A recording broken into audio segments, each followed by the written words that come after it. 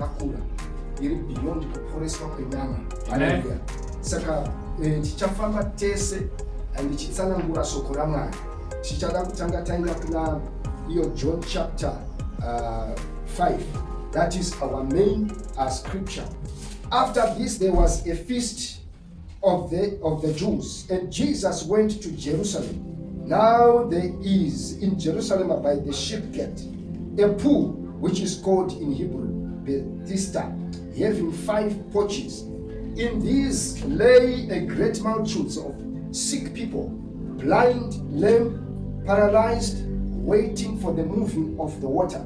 For an angel went down at the certain time into the pool and stirred up the water.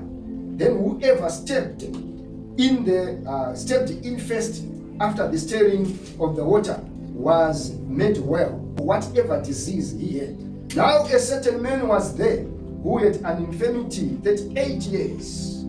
When Jesus saw him lying there and knew that he already had been in that condition a long time, he said to him, "Do you want to be made well?" The sick man answered him, "Sir, I have no man to put me into the pool when the water is stirred up. But while I am coming, another steps down before me." And Jesus said to him, "Rise, take up your bed and walk." And immediately the man made well, took up his bed and walked. And that day was the Sabbath. And Jews therefore said to him, who was cured, It is the Sabbath. It is not lawful for you to carry your bed." And he answered them, "He who made me well said to me, take up your bed and walk." And they asked him, "Who is the man who said to you, take up your bed and walk?" But the man who was healed did not know who it was, for Jesus had withdrawn a multitude being in that place. Amen. God bless the reading of his word. Hallelujah. Amen. So mangwanani ano tinoda kutarisa pamusoro penyasha dzakauya na Jesu Kristu. Asi takatarisana nokuporeswa. This word carries healing. But tisati ndaenda ikoko, ndinoda kuti munzwisise kuti the background of the pool of Bethesda yainzi yanga iri paship gate, nhoroondo yacho yakamira sei. The ship gate iri kutaurwa nezvaro rakavakwa nemurume kana the high priest in the Old Testament, Nehemiah chapter 3 verse 1. Zvakakosha zvatirikukota kuti tizozvipatanidza pandichadzidzisa pano. Tikaverenga Nehemiah chapter 3 verse 1, inotiudza kuti the high priest ainzi Eliashib ndiye akavaka yainzi ship gate. So this ship gate iyo yanga iri nzvimbo yaichengeterwa makwai ese aida kuzoslotwa panguva yesacrifice. Aiuya opinda painzi paship gate. So ndo magadzirirwa yanga yakaitwa. Panga paine zvakare mvura yakazowapo kuti pazove nepuu irori. Puu irori mvura raishandiswa zvakare kunatsa nokusuka kuita marituals aiwa panguva iyoyo. Munofanira kuziva kuti Old Testament Jesu asati ane New Testament, nguva yekare vanhu vaiponeswa nokudzikinurwa nokuita zvipiriso, kuuraya magwayana nekuita zvakasiyana siyana kuti vanatswe. So ndo mamiriro anga akaita set up iyoyo. Nokufamba kwenguva pakaitika kuti pazove nechiratidzo chekuti kwaiuya mutumwa aiuya obvongodza mvura panguva iyoyo. Mumwe chete aitanga kupinda mumvura iyoyo ndiye aiporeswa, kureva kuti vamwe vese manga musina zvamaigona kuita kunyange makarindira. Haifanana kunge vanhu vaenda kuhospital vari kurindira kudhokta arongorapa munhu mumwe chete kana pakari pa 6 months pagore, anongouya ongoti nhasi iwe ndiwe ancharapa, vamwe vese mirirai kusvika ndazodzoka. Saka yanga iri situation isingagoneke kuraramika zvakanaka nemhaka yekuti panga pasina nyasha dzekuti munhu wese awane kuporeswa. Haleluya. Ndoda kuti mundinyatsoteerera zvakanaka. So panguva iyoyi Jesu akaenda ipapo nokuti ranga birarira ranga rakugara vanhu. And the Bible ratiudza kuti papa nemapockets and mapockets 5 anga aripa. So now ndoda kuti muone, ndoda kuti munyatsoteerera zvakanaka. Zvese zvaitika izvo zvanga zviri prophetic, because the shift gate iro rachengeterwa uye nokuva kwarakaitwa nehigh priest, because Kristu ndiye akazouya as the high priest. Saka Kristu akaenda kwaaiziva kuti vanhu vakanga vachida nyasha, nokuti kubvongodzwa kwemvura uku kwanga kusingapi kuti vanhu vese vawane nyasha dzokuporeswa. So pari Jesu akatoenda arealiza kuti hayi vanhu variko kuno umwe murume andinofanira kutanga kuratidza nyasha.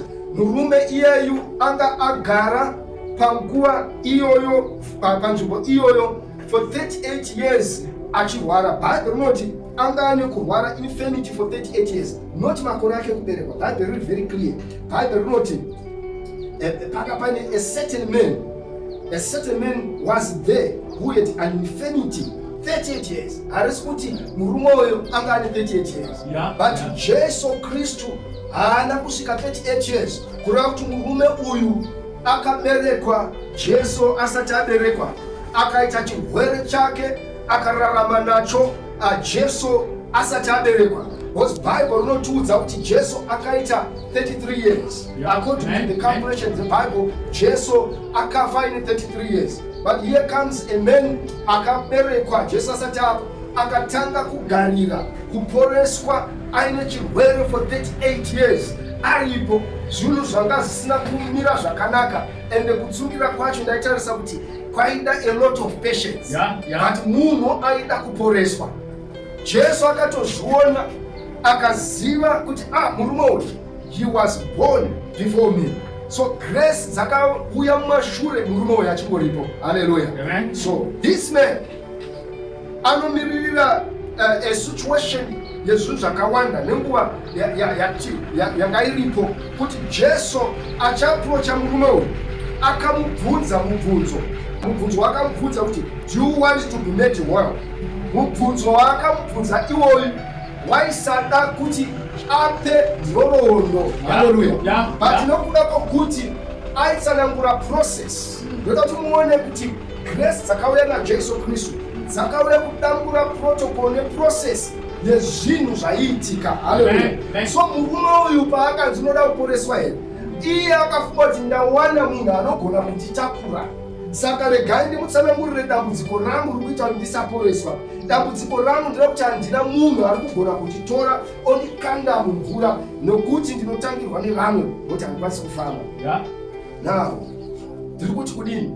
Grace dzaKristu kuuya kwadzakaita, Jesu akauya kudambura nhoroondo dzose dzoti aiwa nhoroondo haina basa yekuti pamwe nokuti ndakaberekwa zvakadai pamwe zvinhu hazviitiki.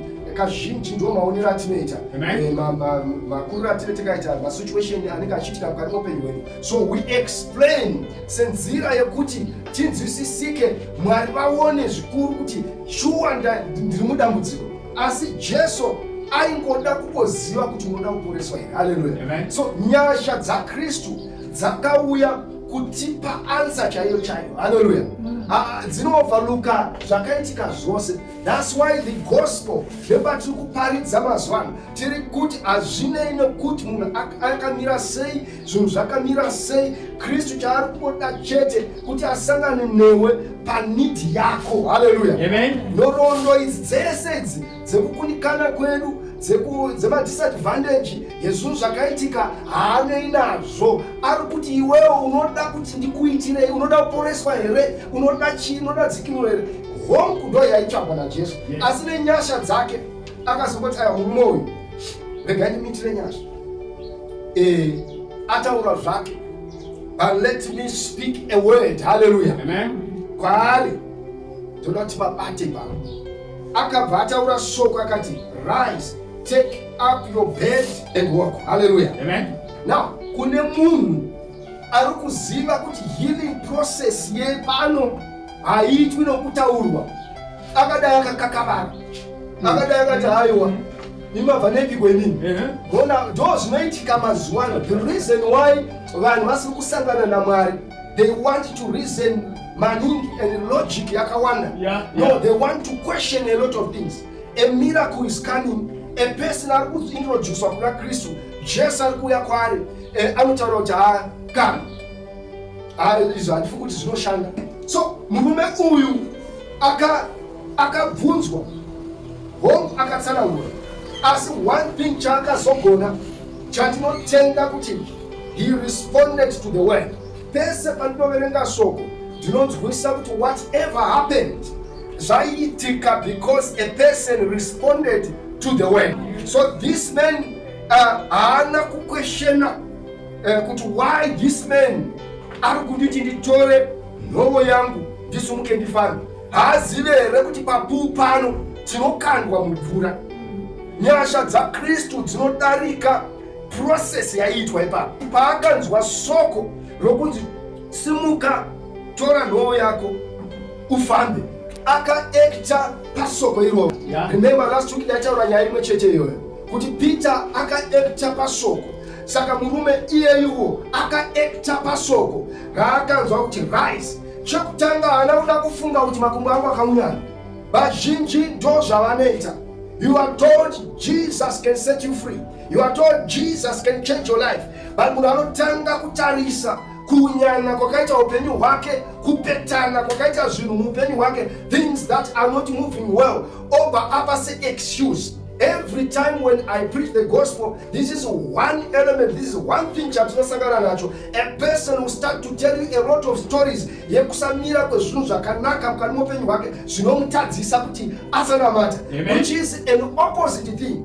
Jesus wants people to rise, hallelujah, amen, to come up. But people will start to talk about their paralysis, their kunyana kwezvinhu. Then God, this man, akanzwisisa kuti nyaya yangu pano ndeyekuti ndagarisa for 38 years. Hallelujah. Amen. So kana ndanzi ndisumuke, ndosumuka. So the first thing chaakaita, akasumuka. Haana kufunga ruviri rutatu, akasumuka. Hama dzangu, people are failing to meet God because they are reasoning. If you are approached with the word, if the word comes to you, if a prophetic word comes to you, even the preached word comes to you, you don't have to reason. You obey the word. Hallelujah. So this man akabasumuka. Asumuka, the second thing chakaita, akasumuka dokutora mutoro wake. Aikoterera soko ramwari. Dokuusumudza mutoro uya. Dokuchitanga kufamba. Saka first step yaifana kuita kwaive kusumuka. Amen. Kana tichida kuzoona Mwari vachishandura upenyu hwedu, ndechekuti isusu tigone kusumuka, kuti ndaakutosumuka nokuti Kristu ataura kuti sumuka. Ndiri kuti kudika nechitosumuka, kuteerera soko racho, ndosumuka pasoko. Our rise obeying the word of God. Tinosumuka nokuti soko raMwari kana rataurwa. So asumuka akakwanisa kusumudza bed yake, akaikwanisa kusumudza, yanga asingagoni kusumudza. There are certain things zvatisingafita kagona kuita as long we don't obey the first step yeshoko rokunzi sumuka. Hallelujah. Amen. Hallelujah. Amen. Ask, umeite survey kuda ndira mufundisi. Ask kuti sei munhu asiri kuda unamata. Munonza zvikonzo, let's go and do a research. Ask a person anokuudza zvokunyana kweupenyu hwake. Amen. Iye Kristu ndiye ari kuda kutomusumudza kubva pakunyana, pakupetana, paparalysis, pakuvalem kwake, pakuva nesickness kwake. He is saying rise, but people say I can't. Thank God this man obeyed. Akafamba. A lot of people, they want to see their life kuti iri kufamba, but upenyu hwako hautandi kufamba usati waita first step. A lot of people, they want Mwari vaite zvinhu vachekutanga Mwari anosumuka. Kutobva kumba kwako, when you take a step to say I'm going to worship God, this is when things are difficult, when things are still in shapeless, things are not moving well, things are difficult. Zvinhu hazisikunatsa kubatana, sickness itoripo, whether spiritual, physically, financially, kurwara kwakawanda. Hallelujah. Amen. A lot of sickness. You start by the step of obeying to say rise. Hallelujah. Amen. That's why even Jesus, when he called the disciples, asina kutanga nokuwa ndakupai kuzodza kukuwa maapostoli matova vanhu vakuru, He said, follow me. They took a step first of obeying, and gradually God promoted them. Similar, murume aifana kufamba zvaakasingaiti nekuda kwokuti ateerera soko raMwari. Hallelujah. He was supposed to obey the first step. Abafamba. Pane pandaitaura mutoro uyu unosumudzika. What I was trying to say is, you have a burden yawinayo kurwara. You have something chakachiripo for a long time. You were not able to lift it up. But when the word comes, you are able. Hallelujah. Amen. You can lift it up. Uropa murumo zvakatomshamisa kuti ndine achitakura achitendera. Vanhu yatopora vanhu varipo papua. Saka when I say the grace unlimited of Christ, dzino break a protocol apana ifana kuporeswa asina kupinda mumvura mvongodzo. Now listen to me, ndinoda kuti munzwise. Kristu ndiye chaiye akauya nemvura mhenyu chaiye. He was the high priest. I told you that Jesus was represented by that high priest akagadzira the sheep gate. And Jesu nokuya munao manga isiri sheep yedzemhuka idzi. It was not animal. They were people, representing people who are sick spiritually. Jesus came for us. Hallelujah. Amen. So the real high priest akauya to that sheep gate. Mvura yavanga vachibvongodzerwa.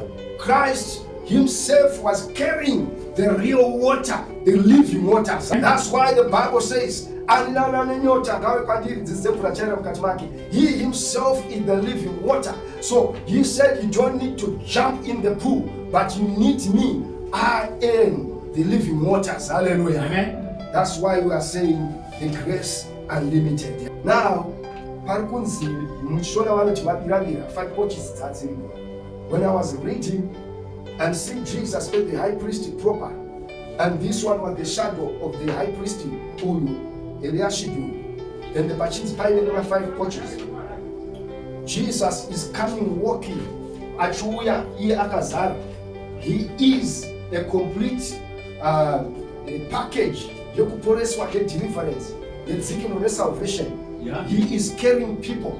Those are chins iye akatakura matenda edu. Vanhu vanga vari matenda vanga vari kuma 5 porches.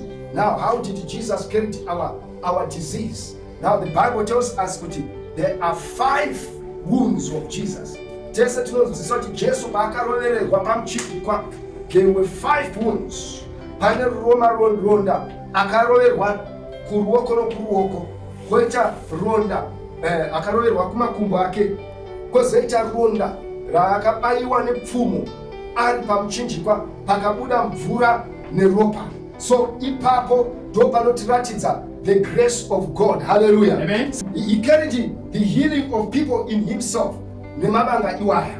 Patino tine mabanga ake chakaporeswa. People should understand kuti zvirokwazo takaporeswa.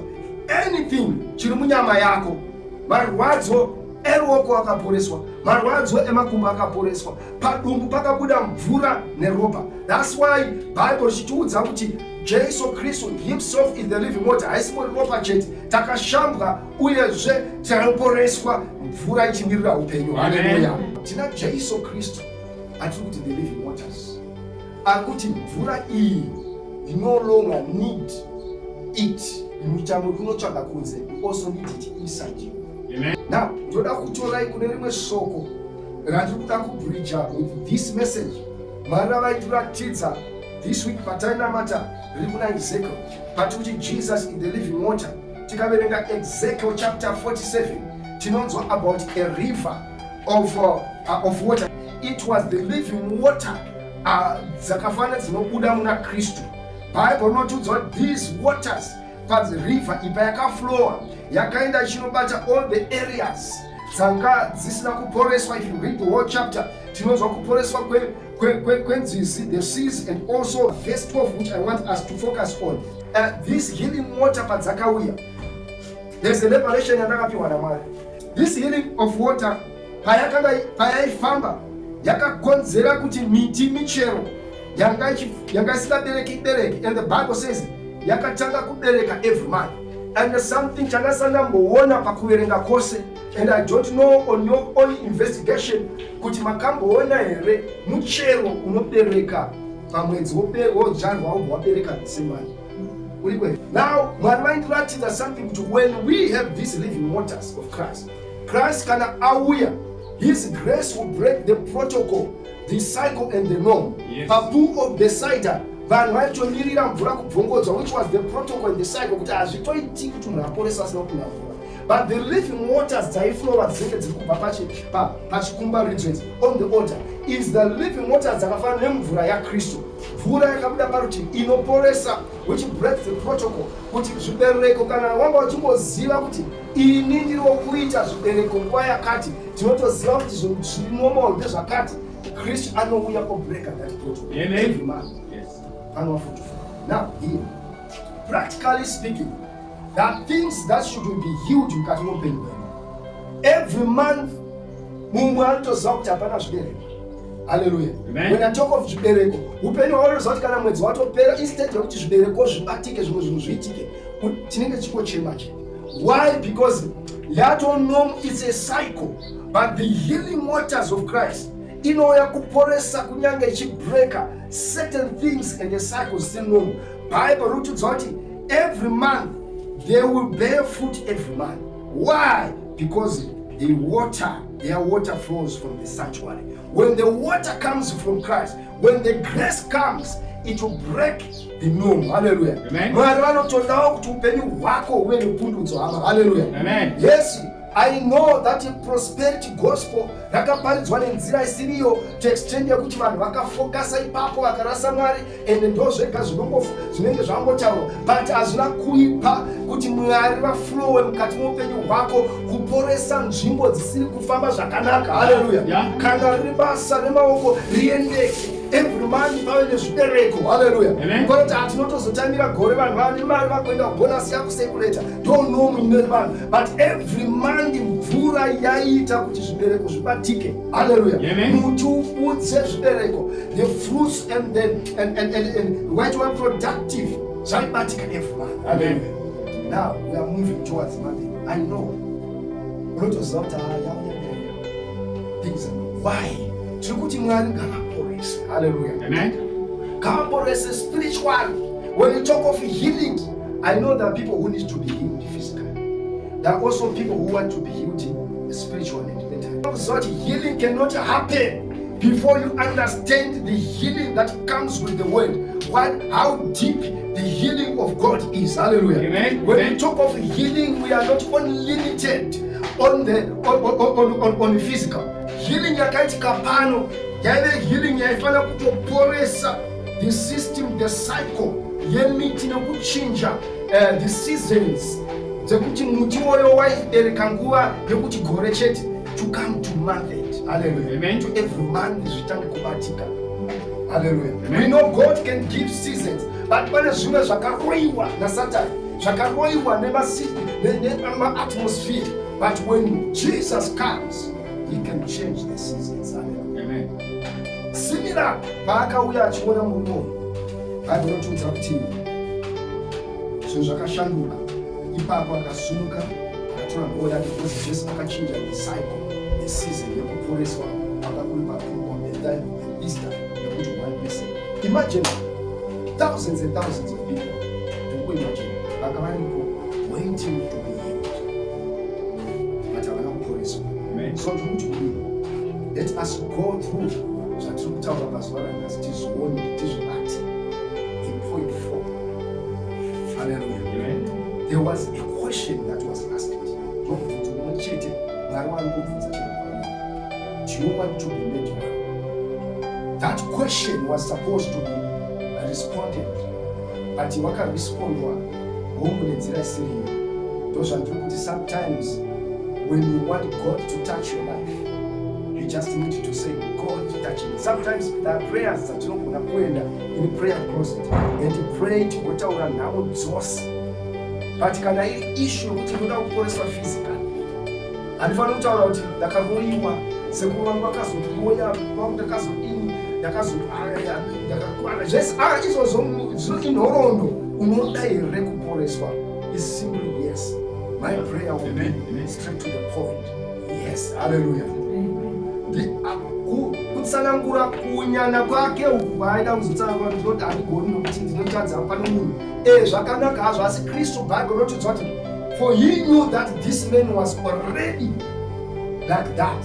Hallelujah. For a long time. So Jesus anoziva, but he wants your response. Vanhu vazhinji havasi kusangana naMwari because they are not responding. Hallelujah. Amen. Respond to the word. If you respond, Mwari vanozviita. Jesu akaignora zvese zvaaudzwa. Prayer dzimwe dzese dzimwe dzatinoita dzakanaka. Ende dzimwe dzacho dzese dzatinoripita dzinogona kuva dzakanaka uye uchifu. Asi Jesu akaziva kuti nyaya iripo, munhu anofanira kusunga kubari. Yokai, when we are talking about rising up, we are not only talking about physical, from physical. Even a determination that I'm going to rise. Hallelujah. Amen. Amen. Daya sina kusumuka yanga iri mhosva yake. Daya karamba akagara. Problem yasiye kuti Mwari havadi kushandura. Sometimes we hear a lot of people accusing God. Kana Mwari ari kwaregerera zvinhu zvichiitika zvakadai munyika. Kana Mwari ari kwaregerera zvinhu zvakadai zvichiitika mumusha medu. Kana Mwari ari kwaregerera zvinhu zvichiitika muupenyu hwangu. Izvozvo zvese tingapa Mwari blame. Mwari vakatotaura kare nesoko ravo what we should do in order to meet his grace. There is unlimited grace. Hallelujah. Amen. His word rakatotaura kuti how do we find grace? How do we find salvation? How do we find joy? How do we find healing? How do we find prosperity? According to the scriptures. I will rise according to the word of God. Ndichiobey. So akateerera ndio chinhu chakagona ichocho. Hallelujah. Amen. Ateerera, I said, follow each and every step. Number 2, akatora. Now, when you talk kutora, even if munhu akasumuka, if you rise ukasumuka, ukasatora the next step, hapana chinoitika. The journey of praying to God or worshiping God is a continuous step yokuteerera the instructions of the word of God. Amen. Second, akatora. The Bible says, take up your bed. Now, it's you who cooperate with this thing. There are certain things and imagine a man lying there for years and years. Akarara ipapo, sleeping there day and night, waiting kuti nomunawe. And his story is said pakutano kuti ndinosha, which means even hama dzake abandoned him. They were not coming to help this person. So he was there for years and years. But akatora a step. Nokutene, for 38 years, he took. We have people who are failing to just take a simple step. A simple step. Hallelujah. Amen. I don't know. Mwari wozota amene zviri makaitwa nyasha wana mfundi ayo. Hakuna munhu anotanga kufundisa. Nyasha dzuri nokuti kufundisa dzinouya nokuti wakatenda kusoko raMwari. Hallelujah. If you take a step, vamwe vachienda kunonamata iwe uchisara uri kumba, haisi mhosva yekuti hanzi handina kupiwa nyasha dziriko. Jesu akati rise. Hallelujah. Don't take. Saka dai akaramba kuti ndasumuka. Jesu aingoti ndataura full statement. This word is complete. That's why I believe and trust in the word. It's complete. And we don't need to add or to subtract anything if we want to see results. That's why Jesus spoke his word one time. Rise, take up your bed and walk. Akapedza, when Jesus calls you, akatopedza noupenyu hwako hwese. So what you need to do is to follow the steps and also the instruction kusvika waona mnana wako. Iye ndiye akazofamba aenda. And one thing chandoda kuti muone zvakatika kunepo. Haana kumbotsvaga kuti aporeswa nani. Akabva atoenda. Pane two things, the positive and negative. Zvandoda kudraw a lesson from this man. The first thing, ndeyekuti iri negative. He did not bother to ask or to say, who is this man? Or to be close or to build a relationship with the man Agamporesa, which is a very dangerous thing to which come as one. A lot of people, they want to be healed. A lot of people, they come, they receive a miracle from God, they receive a miracle from Jesus, and they just walk away. That's why you once on Bible teaching in this church we are not going to do that. Hallelujah. Amen. Kana shita kuti Mwari wambomira kuti ndiite Mwari vandishandise ita mamiracles kototi ndoziva ini simba ramwe ndakariona kwezvokufungidzira. zviri nani munhu agare amen muchechi, asimbe akure aite ukama naKristu kuitira kuti munana wake ugoramba uripo. So this man failed to build a relationship with Christ. Amen. And he just took his bed up to him. I want to thank you. When wafamba iwo ndiani akuporesa kuti haneno pano murume angotisimudza muti nenge yakufanda. Ndozvinoita vanhu.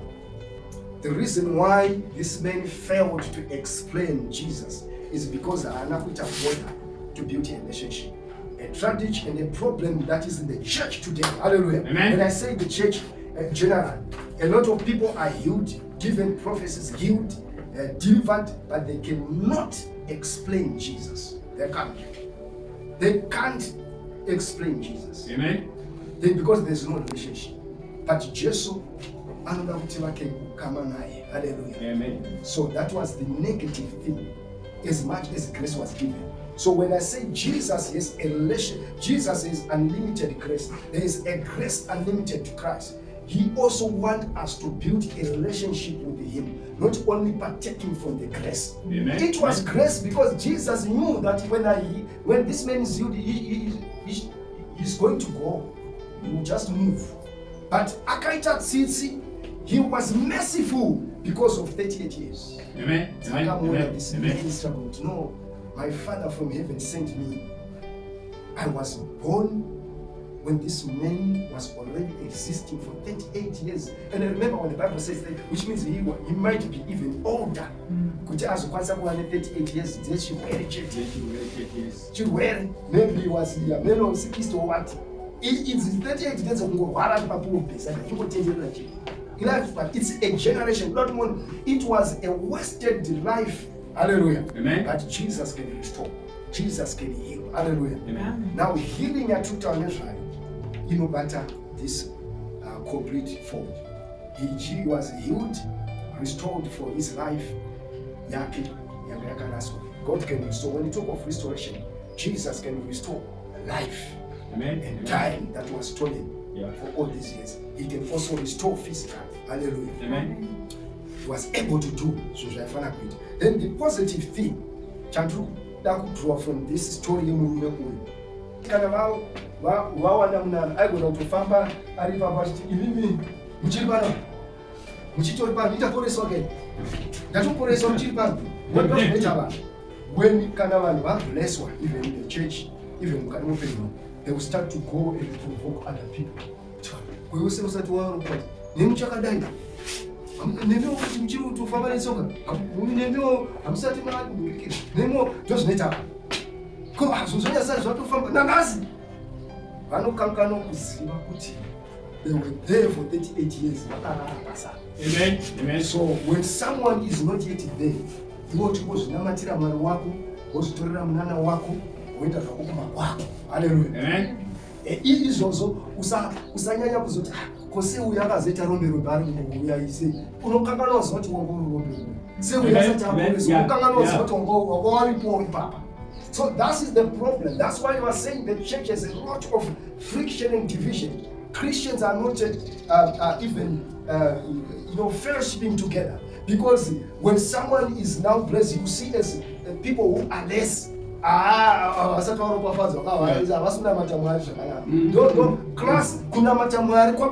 in classes based on how a person is blessed. Am I saying Amen. Izvo zvese zvaitika izvozvo unofanira kuziva kuti it's only the grace of God. Umwe achateverawo. Hallelujah. Amen. That was the positive. Amen. So when we read the scriptures, let us understand kuti Mwari vakutibetsera. So he just went and realized that ndi Kristu. Oh, I think ndio panozobva kudzoka kutenda. Twana Kristu haana kusiya basa risina kupedzwa. Amen. That's why the Bible says it is finished. When he cried that cry on the cross of Calvary, he spoke a word right out rakapera. But still, yes, we have people vamwe vasati vakunamata but akatopedza basa resalvation. we still experience some difficulties and challenges and sickness, but akatopedza basa racho. So what should we do? Toda kutsimbira ipapo is to stick to the word rake raakataura. Hallelujah. Amen. Ndorotipa kuporeswa iko tinofana kureinforce mukati muupenyu hwedu. We need to act upon it. Hallelujah. Because rakadini rakapedzwa. Then second, the grace dzaKristu is not limited. It will break protocols. Tinoda kuti Mwari vatibatsire patichanamata. Dama protocols nezvimwe zvinhu zvinoitika mukati muupenyu hwedu. Nemudzimuri nema-ceilings nema-limitations anoitika mukurarama kwedu ekuti we don't have to break this ceiling. We don't have to go beyond this. Kristu watakatenda anobreka izvozvo. Healing waters imvura dzinoporesa. Amen. DzaKristu. Paakabayiwa nepfumo, mvura ikabuda parutivi. Yokai Bible wrote iro, the water came out of sanctuary from the altar. Now the altar of Christ, beside that he was praying, was also inside him. He was the priest, the high priest, with a moving altar. Hallelujah. Amen. He was different with this Eliashib. Akavaka the altar in the akavaka the sheep gate. Akaita zvokutoivaka. Here, Jesus Christ was the moving altar with the healing waters. Everything was on him. And when those waters comes, dzichiuya kwatiri, dzinouya kuchinja seasons. Dzinoporesa, dzinorapa zvinhu zvakasingaitiki. Sometimes we just need to believe the word of God. Hallelujah. Amen. Even if the devil says, hazviitiki chero chinzwa masymptoms ezvinhu zvokuti hazisi kufamba ekurwara, ramba uchita navo. Hallelujah. Amen. Nesoko raMwari kuti zvakatoita nokuti kune mvura dzinoporesa. What are our prayer points today? Chokutanga toda kuti muone kuti Jesu Kristu akaporesa this man. A physical healing is for us. Hallelujah. Amen. Kana ndichirwara Jesu anogona kundiporesa. Truly Jesus can heal me. Ndakaona vanhu vachiporeswa and I know Jesus can heal. When we talk of healing, we are not despising other methods of healing scientifically. Ndakambobvunzwa mibvunzo woyo kuti mufundisi, samureva here kuti vanhu vachari kuchipatara iyo kana kuchipatara kuchiendwa ikakweni, asi tinongoti let's take advantage of the grace of God. Yes. Kana paine advantage yespeed yegrace dzaMwari dzokuporesa, aiwa kana zvichigona ngazviitike. Vanhu vanga vari mubiradira vakaita vanga vari muchipatara papiro beside, asi pakauyawo advantage yegrace munhu akadini akakasika kupora. Hongu havasi vese vakaporeswa naJesu, asi pane akapora negrace.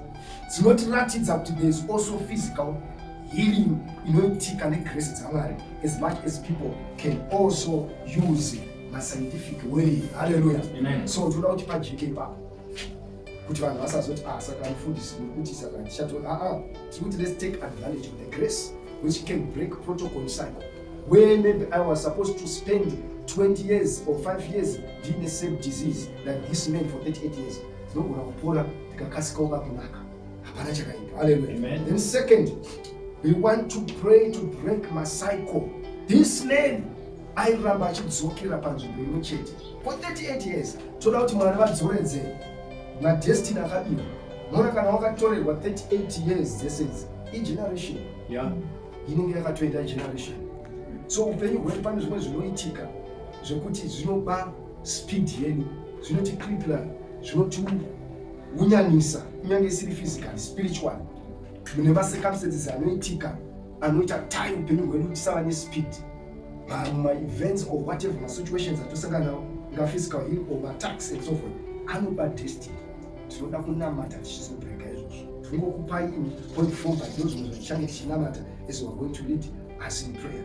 Tichanamatawo zvakare kuti Mwari vagonese kuti tigone kunzwa kuteerera. Murume uyu kunyange anga asingazivi Jesu, chaakaziva ndofunga meno chakamufomera mweya mutsvene kunzwa kuti voice rataura neinstruction rataura ine munana wangu. We have a lot of people who analyze the voice of God instead of obeying. You will not receive a miracle. Hallelujah. He heard Jesus achiti, rise up, take up your bed and walk. So this is what we need to pray.